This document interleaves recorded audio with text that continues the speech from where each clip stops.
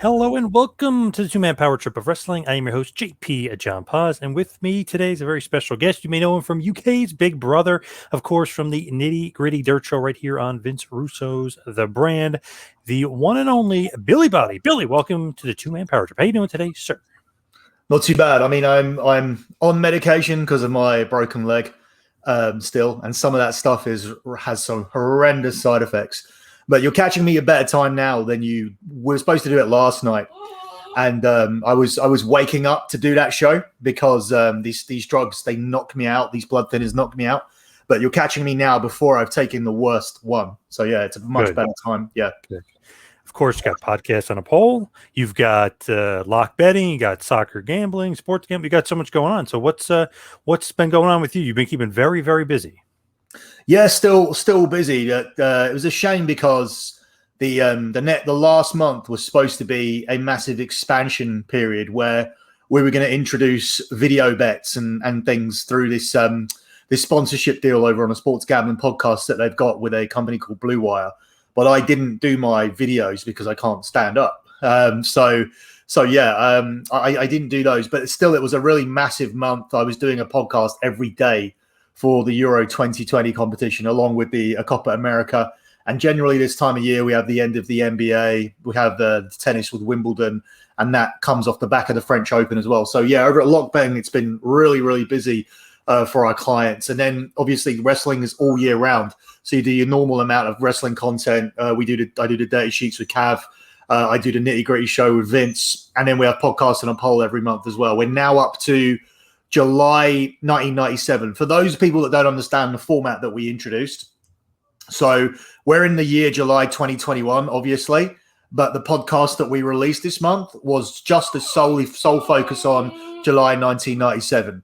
So I'm going to have to let my dog out in a second because I'm just going to let him roam free. I thought he'd be quieter in his little cage thing, but he's not. So yeah, it's 2021 in real life, but in our podcast, it's July 1997. And last month we did June 97, and the month before we did May 97. So we're covering the Monday Night War on a month-to-month basis. We are fully covering 1 month at a time. So next month we'll look at August and we'll make the comparisons of WWE, WWF, WCW, Nitro, Raw, etc. And we'll look at what the mindset was in terms of managing the ratings and what we were putting on television and why, and what plans were supposed to happen and what plans were cancelled and where the pushback was and what certain guys were like. So, yeah, we're going to talk about all of that. Great show. I love it because you go into detail. You guys really do your homework. You got all that stuff down. I love going back because Vince basically starts around 97. Right, really, let me. I've got a puppy. Let me let him out because I think it'll be better if he's just roaming free. Yeah, no problem. A beautiful look at Billy's nice place there. There's the pup. This is the source of the noise. Yes. I thought it would be better if he was in his thing, but he's not. He wants to. I thought it was a squeaky chair at first, but it was the puppy. Nice. No. But great show as far as the detail you guys go into and really kind of dig deep into Vince's run as the head booker, the writer, if you will, in WWF in '97. Yeah, no one's done it really in that sense because there's obviously infamous or famous, depending on your outlook, incidents where the WCW side of things, with Hogan leaving at Bash at the Beach and all of these things where Vince is more asked about what he did on screen as opposed to being in the background of a lot of this Attitude Era stuff. And obviously there's the main stuff, but no one knows how involved he was in creating Foley, Rock, Austin, Shawn Michaels, in terms of producing those people and giving those characters their lines and stories and what he wrote and what he didn't write and all of that kind of stuff. There's a lot of stuff that comes out about WCW. In fact, there's books written about it, but there isn't too much done in terms of, and we will do WCW on our side of things as well, but we will go through it on a month-to-month, week-by-week basis in terms of really breaking down the mindset behind some of those decisions. But this WWF part is important because without this, you don't get the job there. You don't get to be hailed as the savior of WCW and the man that's coming in to save the company if you don't save WWF first. And that's what a lot of people don't focus on because obviously there's this wrestling narrative out there now with there's a lot of snowflakery, a lot of social justice warriors, a lot of journalists who want to influence what you watch and what you don't watch because I believe some of them are being paid by certain companies to have certain opinions that are favorable. Vince doesn't really do that, and he's never really, been on that side of the fence. So his legacy has kind of been tarnished by people unnecessarily. So this kind of, proves to you if the graphic of lines going in an upward direction with everything that Vince has been involved in doesn't seem to be enough, even though it's actual fact that if you upload any graph with Vince Russo as a writer, it moves in an upward trajectory everywhere, from Raw to Nitro or to TNA as well. But if that's not enough for you, then we'll explain the month-to-month, week-to-week breakdown of the ideas and how things are written. Yeah, it's a very detailed show and something that we wanted to do for a long time. It's interesting that people don't realize, like, okay, Austin loves the guy, The Rock loves the guy, Foley loves the guy, Goldust and him used to, I don't know if they bet anymore, but they used to get along great. And these are some of the biggest names ever in the history of the business. They love collaborating with him. They love working with him. So it's kind of a weird thing to hear some people like whoever, the Young Bucks, whoever of today, like, I didn't like working with him. It's just an interesting dynamic. Rock and Austin kind of, are a good thing to put on the resume. Yeah, that's it. And then he'll always have that. So it's good to like kind of harp back on it. I mean, sometimes we do feel that because this narrative's out there, the show gets ignored, because on every episode, there is like groundbreaking stuff from the very beginning where we kind of said that there was some serious doubts about Vince and Linda's marriage and they never seemed like a real couple and it seemed like a business relationship. Like that for me is a big story, but there's a reluctance from the dirt sheets and the usual people that are out there, the perceived wrestling media, there isn't too much coverage about podcasts on a poll. We do decent numbers, but it all comes from self-promotion, word of mouth, things like that. We're not getting any free publicity from the dirt sheets like people like Conrad Thompson have had, because, he falls in line with that group. He's very much promoting the Wrestling Observer every week. His whole podcast with Bruce Pritchard is like, well, Meltzer said. Well, if you're using Meltzer's stories from back then as historical fact, then that's going to only increase the number of buyers that the Wrestling Observer is going to obtain. Whereas we don't do anything like that. We don't quote Meltzer, and we don't think that Meltzer or anybody is the gospel. We talk about what we see on TV and ask Vince, what were you thinking here? Or what was going on here? It's very much simplified without going into that dirt sheet format and giving them too much clout and credibility and importance. And I think that's why, in return, they don't really cover our podcast, and we are reliant upon word of mouth and things like that. So were you a big fan back then? Are you kind of reliving the Attitude Era, the Monday Night Wars? Yeah, I was in my last year of school when that was all beginning, or depending on when you declare it starts. So really, so yeah, I was. When did I take my exams? Jesus. Yeah, I think I was just coming up to like my final. So year, I don't know what you call it in the US, but we call it year 10 and year 11. So you start this, you go to like junior school, and then you start senior school at year 7. So it's like, we call it like year, like whatever, high school, and then you go into the college and junior college, whatever. Yeah. So you do 5 years. You do 5 years at a high school. So yeah, it was bang in the middle of my high school time when it was at its peak. So yeah, I mean, for us, where everybody all of a sudden you did see this emergence of Austin stuff and the Rock stuff and everything, Rock Austin debates and everything. And the thing is, I just come from when I was a lot younger than that. It had been like a full 10 years. It had been honestly like a full 10 years from when I was in just starting school. And I was 5-6 years old, and it was like, who do you like better, Warrior or Hogan? And then it was like, who do you like better, Rock or Austin? So it was a full decade in between. But it was weird because I started school with that debate and then finished school with the Austin Rock debate. But there was a middle period where nobody was watching it. Did you ever watch WCW? Were you a WCW fan, especially during the NWO era? Yeah, I think I would watch anything that I can get. So like we had WCW here. I knew what channel it was on, so yeah, I did make an attempt to watch it as much as I can. This is Monday Night War is pre DVR, so you had to record on videotapes and go back and watch it. So yeah, we did that with and I found myself at one point, I remember wanting to just keep everything, and then it was getting to the point where I had a ridiculous collection of videos and decided it wasn't feasible. And then I don't know if you had this in the States, but we had this thing with videos where if you pull the tab out, you can't record over them anymore. It's like you have that. Okay, so yeah, but then I had to go over and stick over all of my video tabs again because there was no way to ever go back and watch all of this wrestling. We didn't know there'll be WWE, WWF, or we said WWE Network again at that point in time. So yeah, we have access to everything, albeit with some social justice content removed and different music removed because obviously the music rights haven't been fully secured. So it's not the full-on experience. I think the one time that was really ruined for me was when we were going back and watching we do it every year. We do we go back and watch some WrestleManias, and I saw that the finish of WrestleMania 17 has been changed, where Austin turns heel, and all of that. All that's where Austin's getting really irate. And he's going, I can't beat this motherfucker, and all this motherfucker won't stay down. All that stuff you can clearly lip read has been taken out, so you're not getting the feel at all of how desperate Austin is to beat The Rock. So I don't know why you have to take that out. I don't know why you take anything out. I'm very anti-social justice, very anti-cancel culture anyway.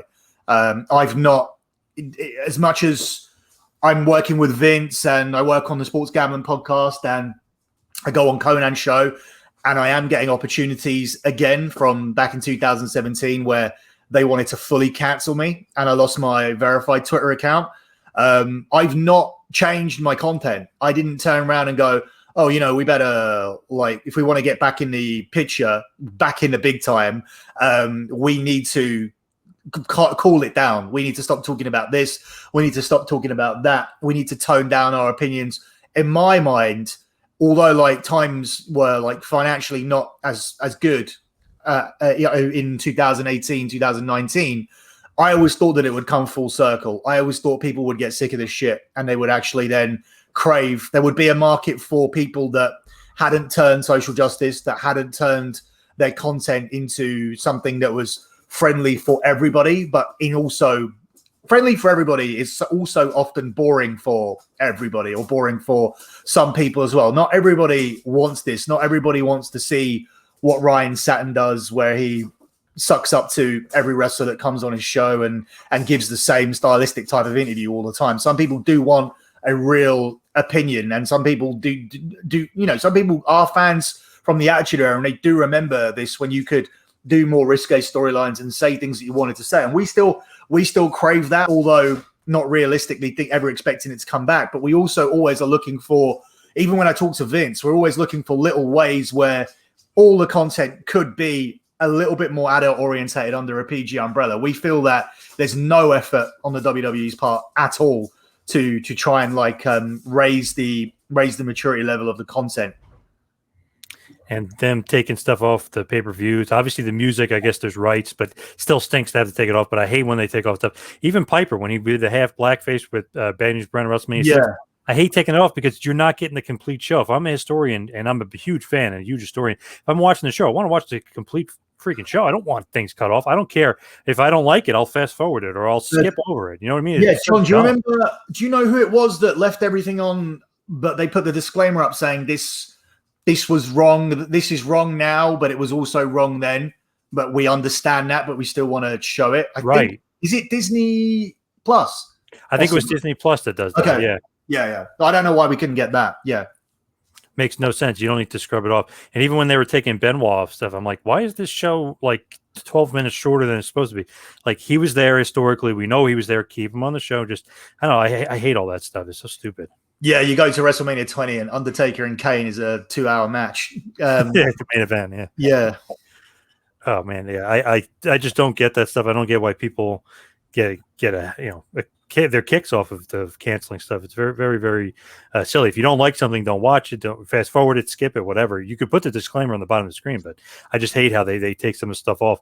Thank God I took all my videotapes I used to have and I converted them years ago to DVD. So I still have the DVDs and I still have a DVD player. So if I want to watch a full show, I'll just pull it out of my closet and I'll watch the whole show.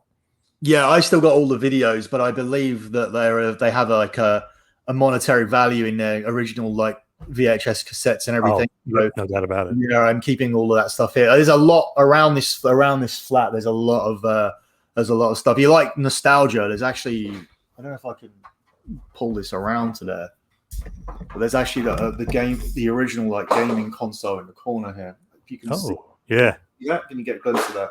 yep, The WrestleMania just by the belt. Yeah, there's a WrestleMania. yeah, that's awesome. Yep, The WrestleFest. Sorry, WrestleFest. The WrestleFest game is over there in the corner. Yeah, yes, nice. Yeah, very cool. So you were always a big fan. That's why you like covering the business. Because it's funny, like UK, Big Brother, reality star, but you're covering wrestling. Like, it's interesting. That big of a fan, huh? well, yes and no. I think now I feel a loyalty to it. I feel like it's a bit of a habit. I cannot say that I've enjoyed an episode of Raw for a while, but we do have our podcast, and I do have a son, and we are all hopeful that this programming improves so that it becomes less of a routine and a habit, and more as something that I want to enjoy doing. Yes, obviously we have the occasional episodes of SmackDown, and there'll be hype this weekend for Money in the Bank, Return of Fans. I'll have a couple of guys over. My son will be tired at school on Monday because I'll put him to bed at 8 p.m. and he'll agree that he'll go to sleep straight away so that I can wake him up at 1 a.m. to watch the pay-per-view. And he never does. Like, he's always like just messing about in his room. But yeah, we do that. So there'll still be like a lot of hype around it, and I still want it to be good. But it's difficult to call yourself a fan of it, because when you see stuff on there like Alexa Bliss and Nikki Cross and the way, I mean, Drew McIntyre's a friend of mine, and to take him from being an act that was organically over to going backwards in terms of giving him a sword and a kilt and giving him these very hokey historical promos as if he was a character, as if he was Braveheart, basically, doesn't make much sense to me. So I find it difficult to say that I support that. But yeah, I mean, through the years, I've attended 15 WrestleManias. I have a ton of merchandise. There's merchandise all over here, all over this flat that's signed. It's a lot more in storage than it has been in previous properties that I've lived in. There were times over the years, say 10 years ago, where I'd have it all out. It would be very much a case of, if I had girls coming over, I wouldn't care. I would be like, look, you have to accept me as a wrestling fan. It's maybe the only uncool thing I do, the unperceived uncool thing that I do. So whereas, like, I mean, at the time I was obviously on and off television. I was working as a club promoter as well. So these are things that have a perceived cool factor to them.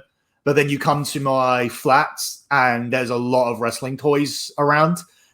So it's a bit of a weird dichotomy where I'm doing perceived cool jobs in terms of appearing on television for Big Brother and other shows that I was doing, and obviously working as a club promoter, running my own nights in London. And then you come back here and there's a lot of wrestling stuff around. But I mean, that is not the case as much anymore. You can see behind me there's Muhammad Ali, Mike Tyson, things like that. My tastes are a bit more like diverse. I'm not as into it as I was. But the thing is, my viewership, my viewing hours is not dipped. But through the enjoyment of the content being less, it's difficult to like justify having all of that stuff up. So, and there was always a point where I stopped buying it. I think around about 2014, 2015. There isn't, I mean, my son Austin, he has a corner in his room where there's a lot of new stuff, where there's, a lot of Shield stuff, Cena stuff, Roman Reigns. He's got, Drew McIntyre stuff by Drew McIntyre. So he got into it around about 2013. So he didn't know a better time. But for me, it hasn't been that great. And the worst part for me is seeing him losing interest already, because I mean, this product has served me for about 31 years, where I've watched it, albeit, the last 3-4 years, with some difficulties and through loyalty and habit. But there have been times, when I talk to Vince, he's very much like, the one thing I disagree with him is when he says the product was dead after the Attitude Era. I don't agree with that. I've enjoyed when they pushed CM Punk. I enjoyed when they were forced to push Daniel Bryan. I enjoyed times of the Ruthless Aggression era. I enjoyed seeing Randy Orton become a star. I enjoyed seeing Dave Bautista become a star. I enjoyed that back and forth with John Cena. Even though I always wanted him to lose, it was good to like always go to arenas and have a very firm a very firm side that you're on in terms of, I hate Cena, I want him to lose, I'm sick of this shit. But then he would win and you'd be angry, but at least you'd have an emotion. Like at least you'd come out of WrestleMania annoyed that he'd beaten Shawn Michaels and Triple H at 22 and 23. So yeah, I mean, I did really care, and I did really think that these were decent eras. We also had the peak of the streak after the Attitude Era, like way after the Attitude Era as well. And I felt that was an amazing thing that they did. So I do agree that the Attitude Era was the best time, but I don't agree that it was the end of it. I don't agree that we haven't had anything since. Obviously during the pandemic is very, very difficult, but I also felt like, and this is optimistic thinking possibly, I also feel like WrestleMania 36, before it was in the Performance Center, I felt like it was going to be good. I felt like they did the right thing with Drew and Brock, and I feel like that coronation would have been good. I was into Wyatt getting his revenge over Cena before it was a Firefly Funhouse match. Undertaker was supposed to face AJ. Roman was supposed to face Goldberg. I thought all of this stuff was pretty decent, and I felt that was a well put together Mania card. Even with Shayna Baszler was supposed to beat Becky Lynch on that show, and get her up and running and end Lynch's like 1 year run. So there's a lot of stuff they were going to do that they didn't get to do. So it tells me like at any given point that they can, if you haven't given up on it, there's still hope that they can kind of get you interested again by doing a thing or two. And it's in that sense, that almost sounds like an abusive relationship. It's kind of like the man who treats his wife like crap the whole marriage, and then he brings her flowers or gets her some tickets to something or takes her on holiday, and then all of a sudden it's like, okay, we're cool again. That is my relationship with wrestling. It's an abusive relationship where they treat me like crap for most of the time, but if they do something nice for me, I'll be happy to forgive them for a few weeks. So yeah, that's kind of it in a nutshell. Yeah, really. And it's just funny, like the way things have happened. Like, okay, the pandemic happened. They really did nothing for a year. They were pretty terrible. The Thunderdome, there's really nothing going on. So now we're building up to is live crowds really, but is Becky Lynch coming back? Is Goldberg coming back? Like, what's going on? What's the latest on all this? Because Becky looks in phenomenal shape. She's looking great. What did you think about? Do you feel like the pandemic was kind of a case of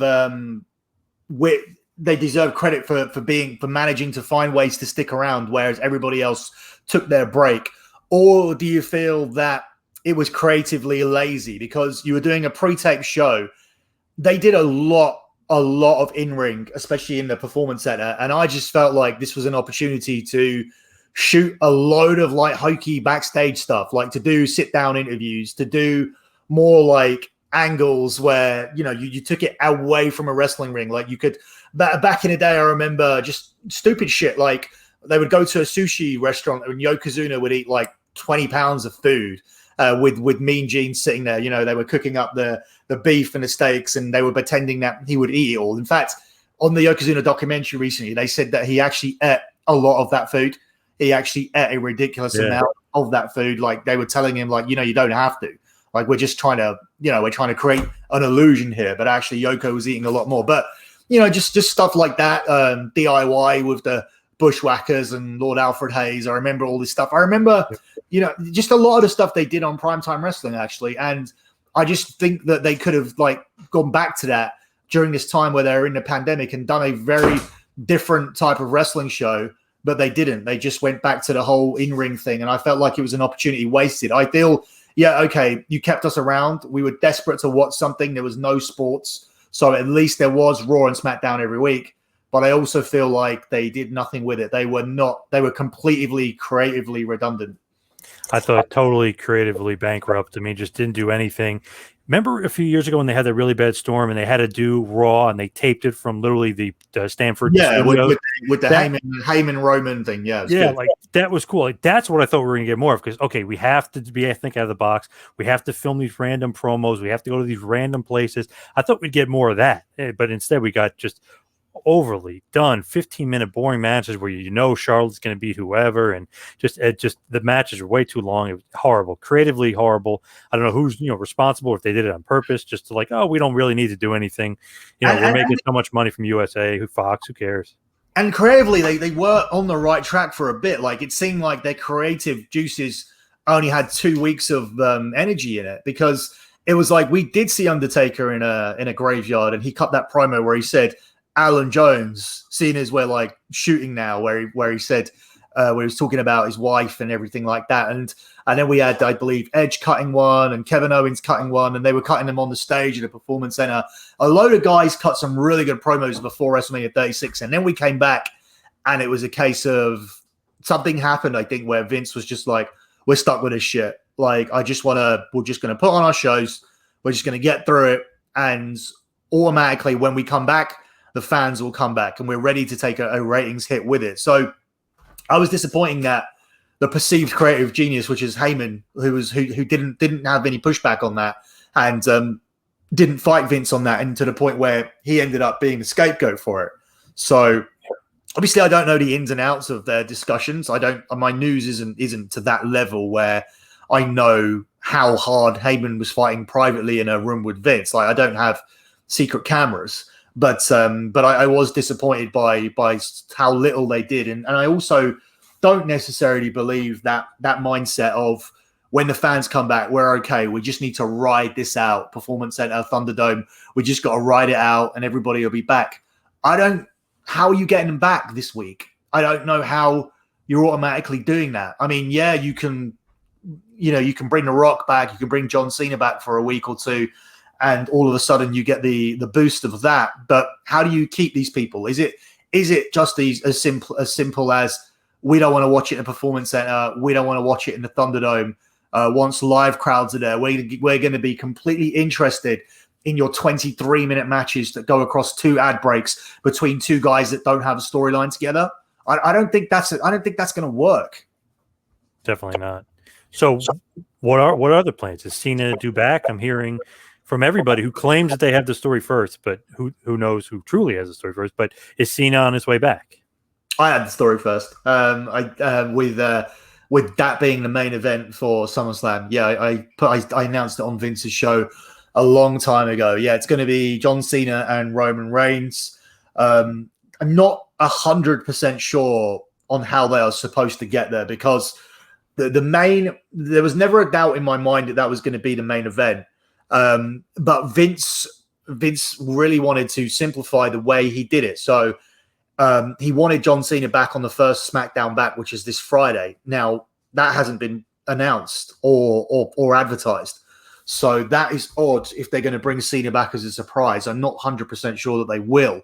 But the way Vince wanted to do things was to have the very, very simple route of Cena winning the Money in the Bank and deciding that he wanted to cash that in, not behind Roman's back, but as a forward date, being SummerSlam. So he wanted to say, "I'm cashing in, and I want the match at SummerSlam."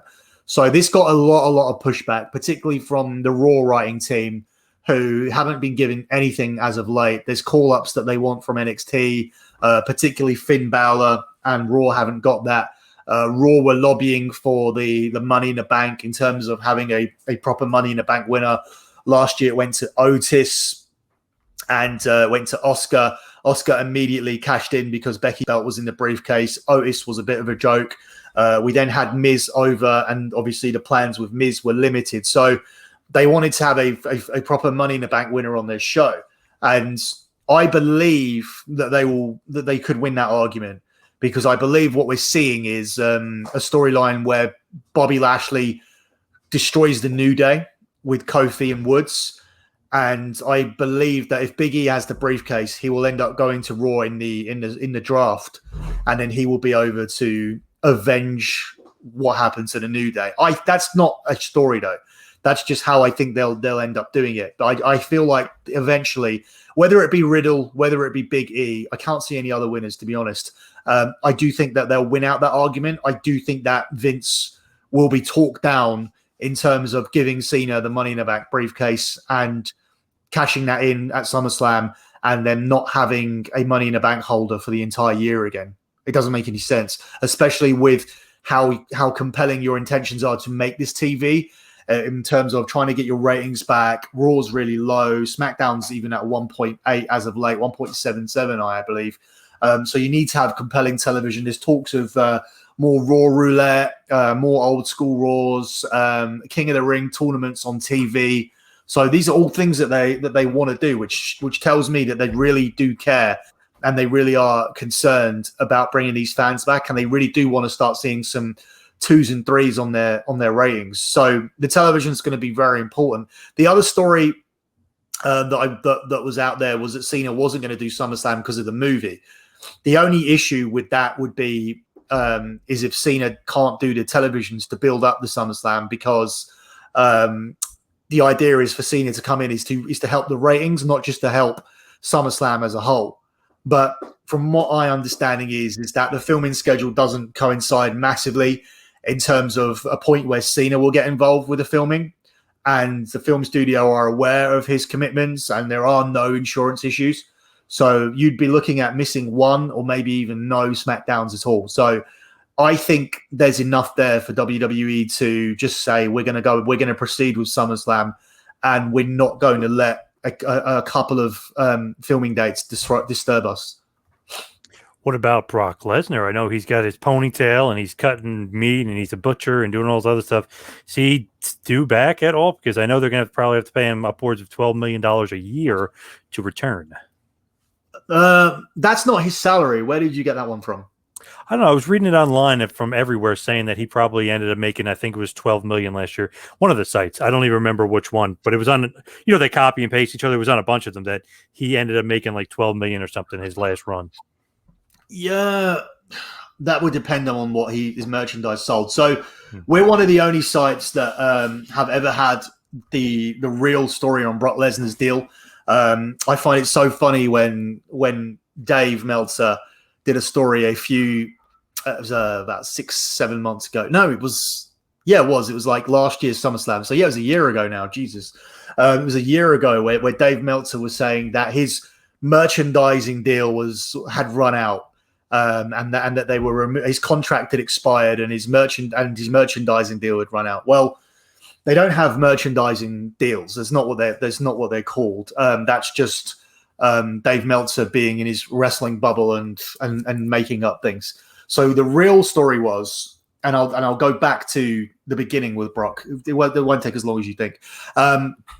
In 2012, when they desperately wanted him to come in and do 3 matches, that was his biggest flat rate contract of $5 million to do those 3 matches. He renewed that contract for 1 more year at $3 million instead of $5 million. And there was an agreement with the two that, your value is obviously diminished. The first contract is obviously going to be bigger, but we're still willing to offer you $3 million to do 1 more year. And it's easy work for Brock. So he stayed around and did the extra year as well. So when we got to 2014, that looked like it was going to be the end of it. But then that got renewed for the same value at the $3 million again. And this is when you saw the Undertaker beaten. So we had 3 contracts: a $5 million, a $3 million, and a $3 million, all like re-upped for 1 more year, with the idea being that they were not going to keep Brock Lesnar after 2015 because it was a big contract to pay out and Roman Reigns would be ready and he would beat Brock Lesnar at WrestleMania 31. Well, we all know that didn't happen. And we all know that 2 days before WrestleMania 31, Brock Lesnar was touted to be in negotiations with both WWE and UFC, and ESPN announced that Brock Lesnar has signed for the WWE for 3 years. So that was his biggest commitment to the WWE. So he signed for the 3 years all the way up to 2018, which was from WrestleMania 31 to 34. That again was a $9 million deal. So $3 million again. He was happy with that $3 million. So to catch you up, he made $5 million in his first year, and then he made $3 million a year. And that's his guarantee as well, all the way up until 2018. But that doesn't account for merchandising. That doesn't account for bonuses. And it doesn't account for Saudi Arabia at all, who pay names individually based on who they want to come. So then what happened is at the end of 2018, we all think it's done. Even my sources, we all think it's done. He didn't lose to Roman at 31. He will lose to Roman at 34, obviously. Like, they're not going to put Brock over again. And then they did. So what happened here is that basically Vince decided to put over Lesnar, and Lesnar had agreed to a rematch in Saudi Arabia, and that was it. So he was just going to win at WrestleMania for the shock value, and then he was going to go to Saudi Arabia where he knew he'd get a massive payoff and put Roman there. Somewhere in between that, they decided to get to SummerSlam and to beat Roman again. And the idea at this point is that Brock would sign for 1 year again on a image rights deal, which is actually what it's called. It's not called a merchandising deal. It's called an image rights deal. And Brock Lesnar's image rights deal is $500,000 a year. And the image rights deal gives you the right to put Brock anywhere that you want, on a t-shirt, program, chair, anything that you want. You say that you have Brock Lesnar. You have the Brock Lesnar entity, and therefore the Brock Lesnar entity is not allowed to represent anybody else without your permission. So you own Brock Lesnar, and Brock Lesnar doesn't have to come, and Brock Lesnar doesn't owe you anything. So with the image rights deal, you own the name and the face, but it doesn't account for him coming into work for even 1 minute. So the $500,000 that they agreed to was just a case of, we don't know how long we're going to keep you. We don't know how long we're going to use you. We don't know if we want to pay you $3 million again, but would you pay $500,000? Would you take $500,000 just so we can print t-shirts and use your image and for you not to go and work for somewhere else? And Brock just took it because he's not going to win any UFC fights at his 40 years old. So what ended up happening is obviously with Roman getting the cancer and everything, that coming back, is that Brock ended up staying around and working a hell of a lot more on that new deal. So it was $500,000 image rights, $500,000 per pay-per-view pay-per-view, and $100,000 for a Raw. And this dude was piling up the cash, doing $100,000 Raws and $500,000 pay-per-views. And when we came around to that year being up on the image rights deal, Brock now only renews for image rights. So there is no more $3 million a year, $5 million a year, 3-year contracts with Brock Lesnar. It's you pay him for 1 year for his face. That costs you $500,000. Brock will take $100,000 for a Raw, and he'll take $500,000 for a pay-per-view. And then he'll obviously take his merchandise deals on the side, because according to whoever Brock's representatives are, the WWE will break that emergency glass of Brock Lesnar more times than they think that they're going to need to. So yeah, that's the current deal that he's on. So it differentiates from what he was on between 2012 and 2018. Now, nobody knows this. Nobody else talks about the Brock deal like this. Nobody has this story, and I'm surprised because, and this is the thing, it's like I broke it down very concisely and broke it down on so many platforms, but these dirt sheets, they don't quote us from because we won't. We won't go to, we haven't been in bed with them since we started. We've been very much like an anti-dirt sheet, where a lot of the stuff we did initially, possibly to our detriment, but for me, my main money comes from lockbetting.com. So when I came into the industry, at first when I was doing my podcast, then we had this secondary idea where it started in 2014, where Meltzer was completely wrong about CM Punk returning in Chicago. So at that point, the Dirty Sheets kind of became a platform where we would laugh at the others, and our style would just be to go, well, that's going to be wrong, and that's going to be wrong, and that's going to be wrong, and he's going to be wrong about that. And we threw in a couple of corrections here and there. That's where it started. And then obviously from that point where we were working with Wrestling Inc. and we had our own website and we're coming on board with Vince, now we will start giving out a lot more exclusives and doing a lot more of our own news, as opposed to originally telling people that so and so was going to be completely wrong. So when Dave said that SummerSlam 2017 was going to be Roman versus Brock Lesnar, for example, and we knew it was going to be a fatal four-way, we would just wait for we would often, our stories would just be correcting Dave. When Dave got the Royal Rumble winner wrong in 2017 when it was Goldberg, we were the ones saying that's going to be wrong. It's going to be Randy Orton. And that particular one actually caught the eyes of a lot of people. And that's when I was offered a job from Sportskeeda and various places were after me, because it was like, how did you know? How on earth did you get Randy Orton in 2017? Because you have to think, at this point, Randy Orton in 2017, the character's like 15 years old, and he doesn't need to win a Royal Rumble, and he didn't need to win that Royal Rumble at all. And Goldberg and Brock Lesnar was pretty much a lock. So that's what Meltzer does sometimes. He watches the TV, he thinks that something looks like a lock, and then he reports it as fact and news, and he gets stung on it all the time.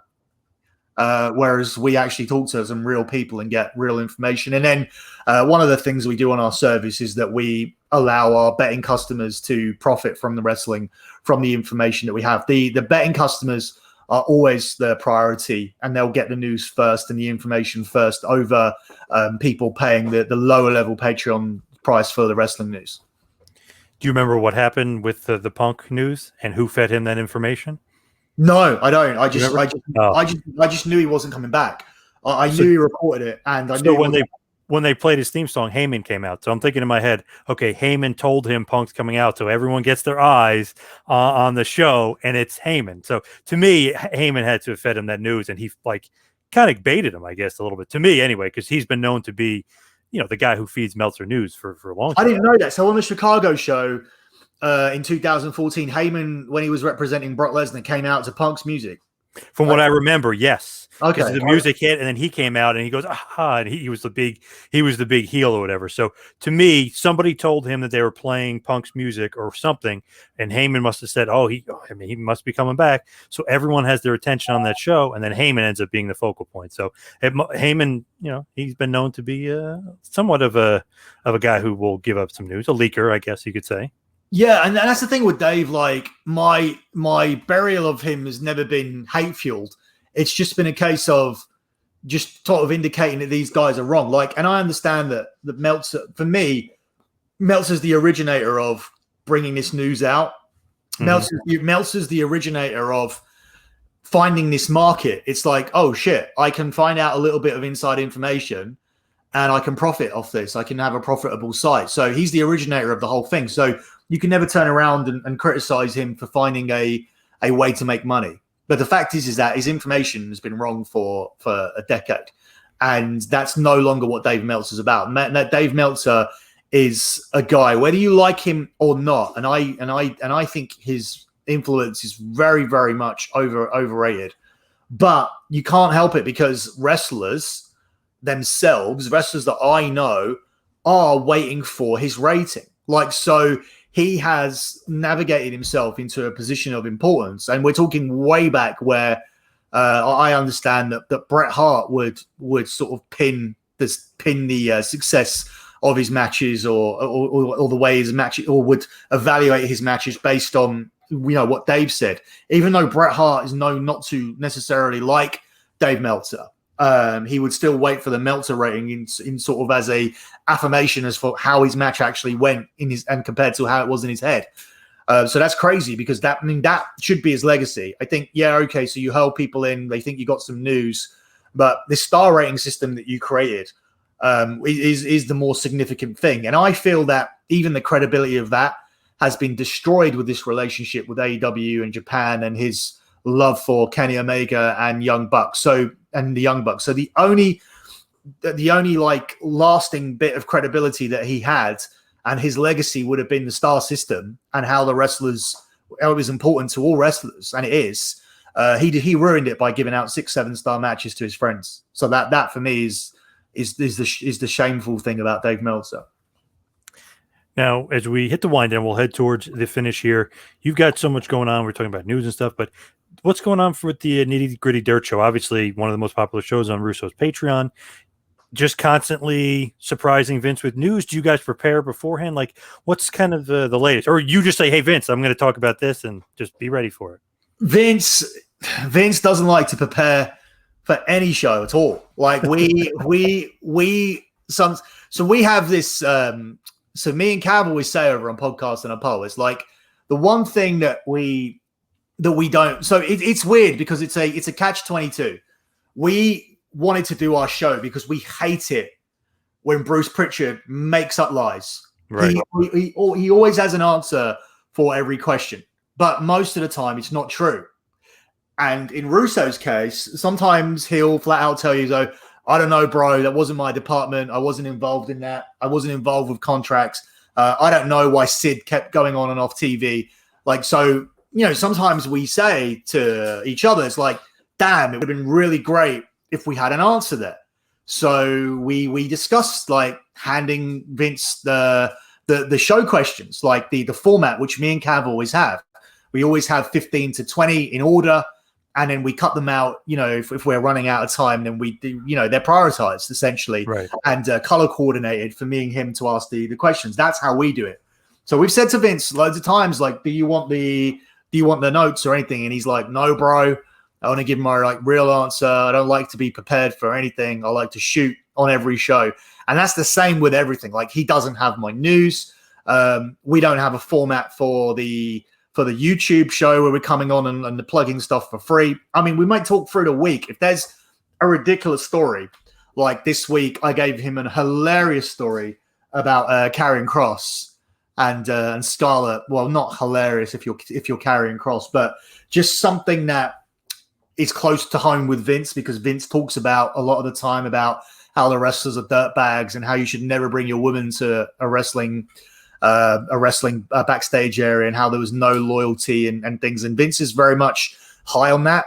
I believe it first came about when we were talking about the Randy Savage documentary, and Vince said, if that's any of that's true, which I don't think he is, he goes, I don't even blame Savage for keeping his woman away from these animals. He goes, because they are animals. Say Brock Lesnar knew that Sable was married and he went after Sable while she was with Mark Merrill. Like, he's seen it, he's done it, he knows it, he's been in that area, he knows what happens. There's no marriage doesn't mean anything to the wrestlers, and sometimes not to the wrestling, the females either, obviously. So yeah, that's how we got talking about it. But there was a story this week, and I emailed it over to him. But that's really it. Vince likes to do everything like very raw and off the cuff. He likes it all. He likes to get your kind of real. He likes to have a real reaction to everything. So, and he's confident that the content will be better if it's done that way. And I feel like Shawn Michaels might have some influence with Adam Cole and Gargano backstage. I feel like he might not like Killer Kross. That might be Triple H's boy. That kind of thing. I don't know. You sense a little bit of it on TV.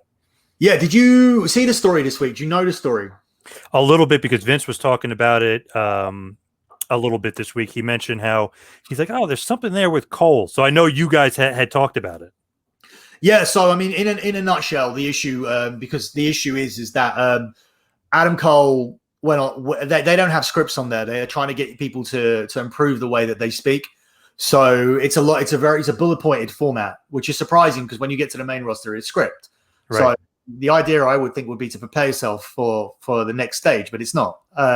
It's very much more of a freestyle approach. So he called Cole a little man, which Cole didn't like.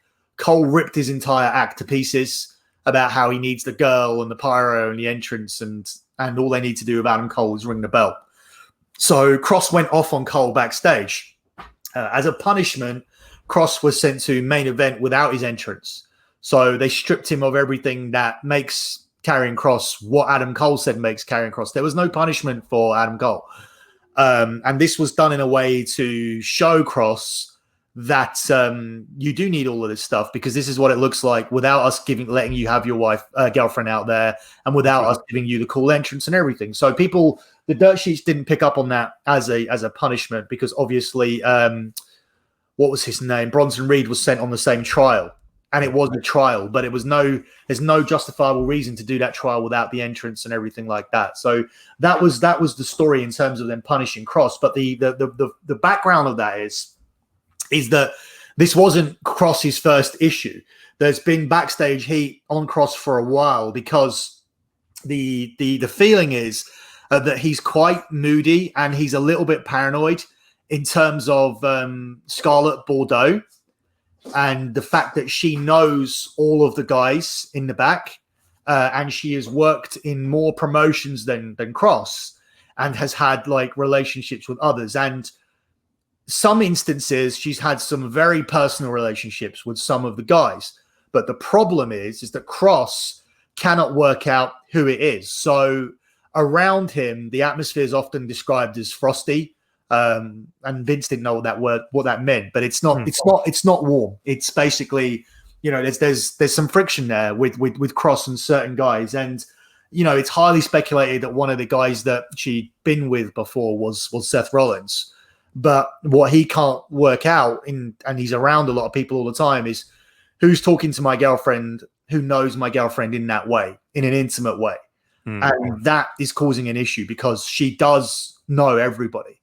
And so you've got a girlfriend who knows all the boys, talks to them, banters around with them. There has been some history with certain ones that, but he doesn't know the full story on all of those. So, and obviously Vince Russo added his element to it where he goes, and they'll be playing on that, and the boys will be winding him up, and the management will be testing him, and yeah, I mean that's Russo's take on it, where he thinks that this is an explosive situation where they'll really test him with that. And that was the other thing I got. It was like, where it was said to me is like, look, this guy's got big plans, which is why he's not being punished with any losses on television or anything like that.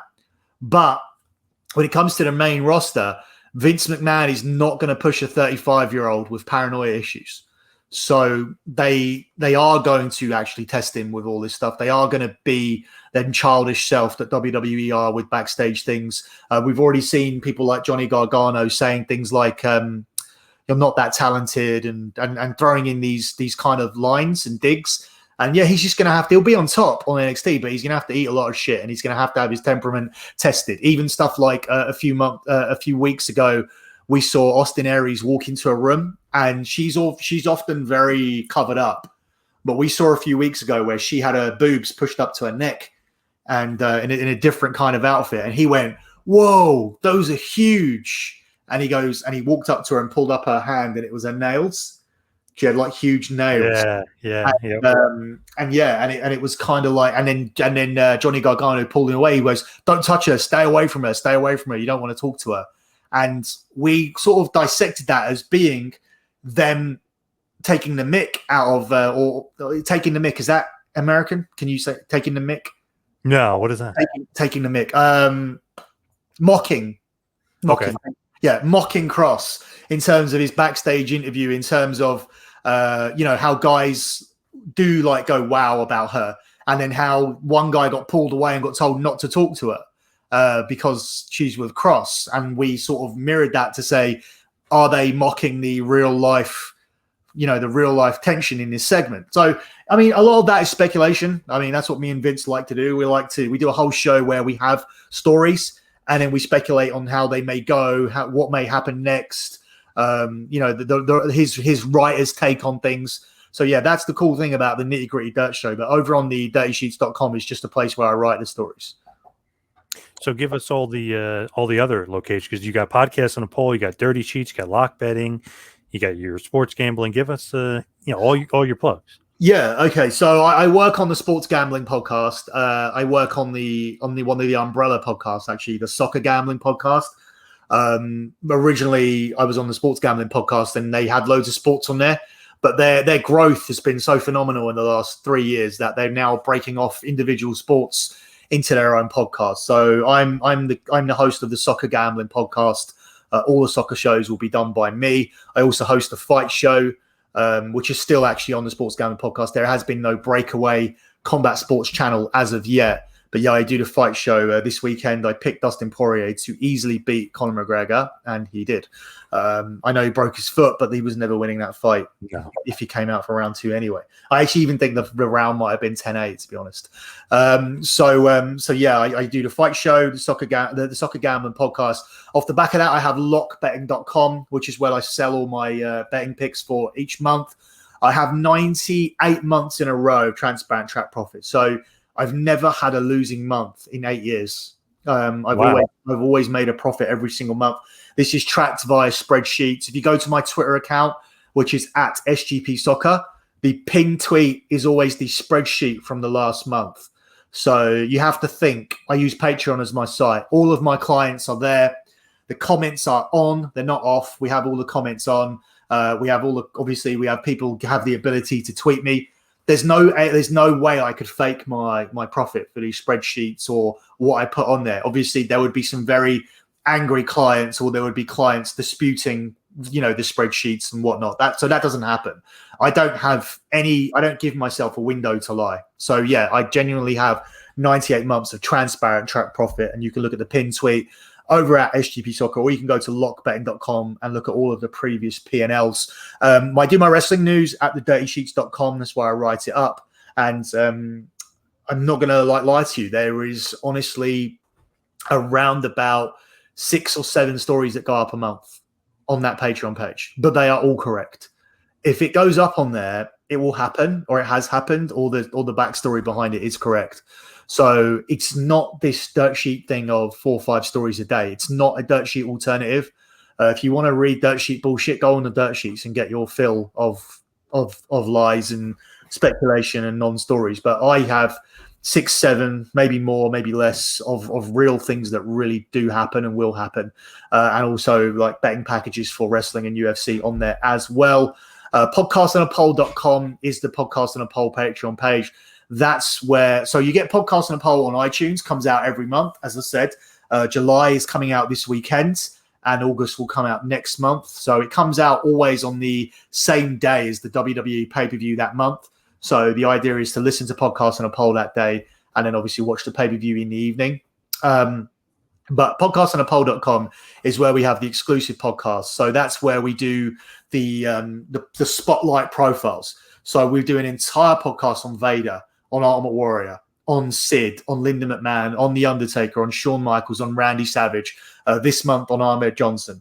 So that's where we do that. And all of those individual podcasts about those individual people, where Vince talks extensively about his experience with these people, is at podcastandapole.com.